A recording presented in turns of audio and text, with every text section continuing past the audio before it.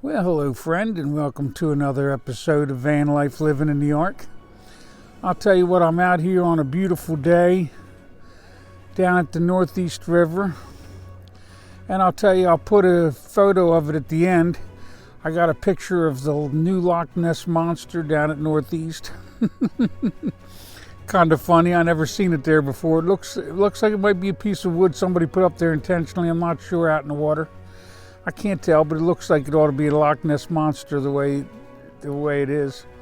So anyway, I just got on here to talk about Jesus like I always do and what's going on. And we'll tell you the truth, friend, I haven't been really much interested in talking on this camera here lately. I keep talking though because, well, it's getting close to court time. And I'm supposed to go to Virginia and put in my show here for this court date. I'm making this stand because the Holy Spirit told me I'm supposed to, and I have to do what my Father asks.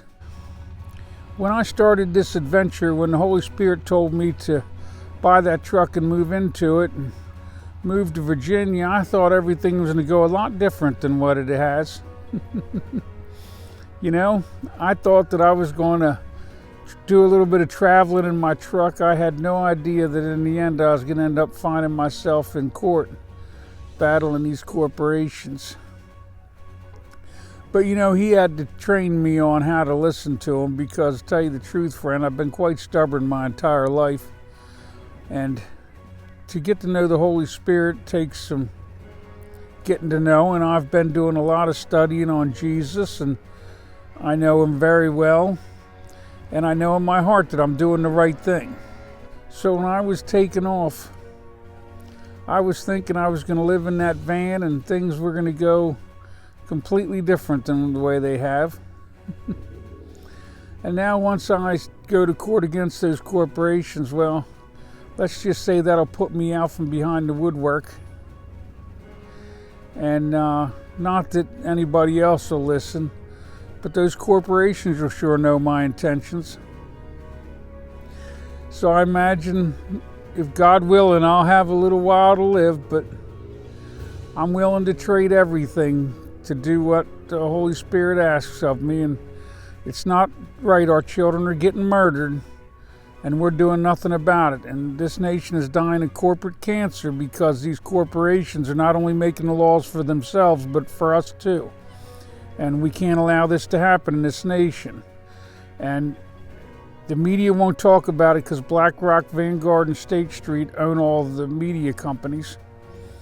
And they also own our politicians. So they are doing all of this behind our backs, and the general public doesn't know yet, though they're starting to.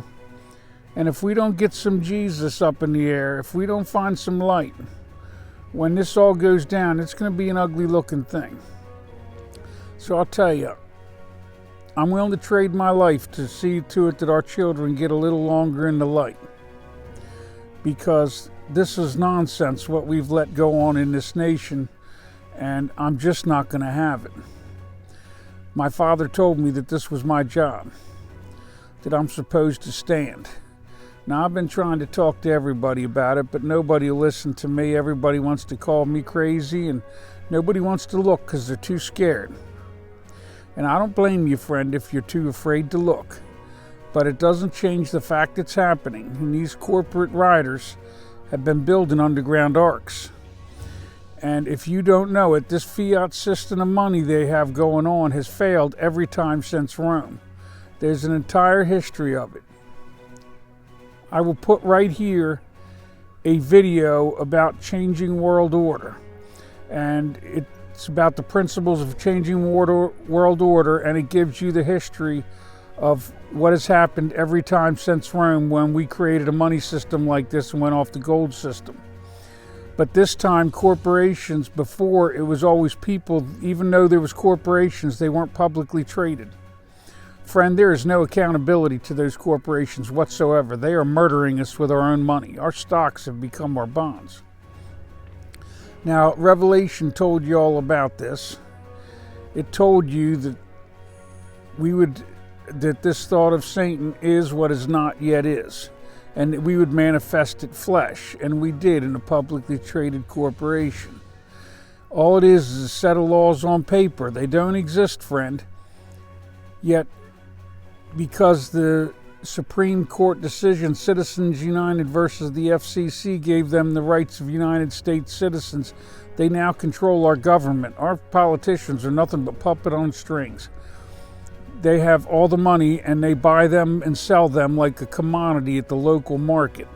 And this is going to stop because they're going to murder us, and we're not going to even know it's coming. Because they know it's coming, friend. I hope you go watch that video, because whether you know it's coming or not, they do, and they're planning to steal my father's age.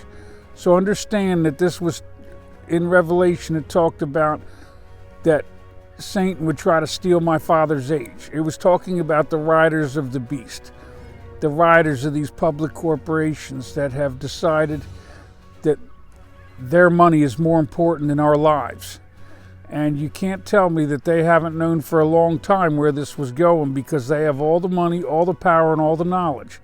And if I can figure this knowledge out with no money and no power, then you can be guaranteed they have it. And I've put a video in my playlist on that, Clues to the Kingdom, so you can go tour one of their arcs.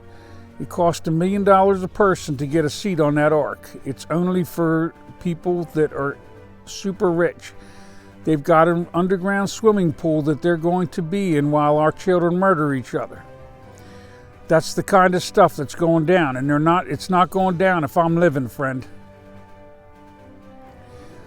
My Father created this world so that he may know love by experience, and he put the fruit in the garden so that we could also know love by experience. The only reason he did it was because when one has more and another one has less, then one has more to give to those that have less, and in that is the experience of love. So when we make that choice, well, then we've made a choice worth living. When we don't make that choice, when we choose selfishness over love, then we've destroyed the purpose my Father created the world, and he's not having it, and neither am I. I promised him that I would do this, and it doesn't matter. There's a messenger coming, you can be sure of it, friend. It's going to drag this thought of Satan straight back into hell. But I'm not waiting. The Holy Spirit told me that I'm supposed to make my stand. And you won't know the messenger when he comes, because he's going to be carrying a white stone, and nobody will know it but himself. But you can trust that he'll do his job just like I'm going to do mine, because we are not going to allow these politicians and corporations murder our children while we do nothing. It's just not going to happen. So as my court date draws near, I get just a tad bit more nervous, friend, because I know I'm painting a target on my back, because there's nothing that these corporations love more than their money. And those corporate riders kill just about anything that get in their way, and I'm quite aware of that. And I know that nobody's got the nerve to stand up. I've been calling and nobody's listening. I don't blame them, but it doesn't matter, friend. Let's just say that I've been putting out enough videos over enough time that if you have to plant this seed to sprout a field, because while I've been talking Jesus, I've been reaping, friend, and I've been sowing. And if nobody wants to do anything about it, well, it just is what it is. But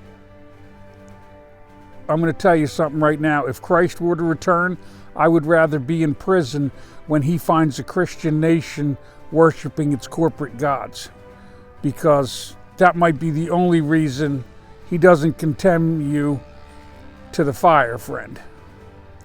Because he told you that you can't do this. Christians are supposed to be feeding the hungry, clothing the naked, and visiting people in prison. Friend, if you're doing that, I congratulate you. The kingdom you were seeking, you've already found. But if you haven't been doing that, you better prepare to light your lamps, friend, because if Christ shows up and this Christian nation looks like this, the sins of this nation have reached the throne room, friend. My Father wouldn't call me to make this stand if they hadn't. Jesus said that what you loose on earth, you loose in heaven, and what you bind on earth, you bind in heaven. Friend, if this Christian nation is what heaven looks like, I can't believe God waited this long before he decided to deliver Gehenna's fire on the valley of Gehenna. So I sure hope you're thinking about what you're thinking about. Well, friend, it appears that I've got a low battery, so I'm going to hang it up. Just know that I love you because my Father loves you, and I'm hoping that people are going to make a stand and do the right thing with what's coming. Because it's just a real shame that we're just letting this happen to our nation and to our children. And it's important that we as Christians think about the purpose of the world is to come to know love by experience. Because when we don't make that choice, then the world falls into darkness, friend, and it's headed there fast. So I sure hope that when this messenger shows up that you're ready to light your lamp and that you've got some oil in it. And if you hear this message, I've been trying to tell people it's coming. So be prepared, my friend. All right, well, I love you because my Father loves you. Understand that my Father loves all of his children, and therefore any child that wants the kingdom has to love and forgive his neighbor. We have to love each other. I can't judge you for anything. I can't judge the people doing it. The people running this corporate beast, they've lost touch with reality. And I know that some of them are intentionally setting this up so that they survive and we don't. But I'll still forgive them, for they know not what they do, because Jesus said I had to. All right, friend. Well, may God bless you and yours.